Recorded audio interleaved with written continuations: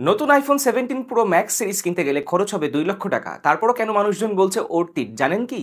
এখন আমরা কথা বলবো রিডিজাইন নিয়ে। অ্যাপেল অবশেষে উন্মোচন করলো আইফোন 17 সিরিজ। এবারের হাইলাইট শুরু হচ্ছে ডিজাইন দিয়ে। টাইটানিয়াম বাদ দিয়ে অ্যাপেল আবার ফিরেছে সিরিজ 7000 অ্যালুমিনিয়াম ভার্সনে।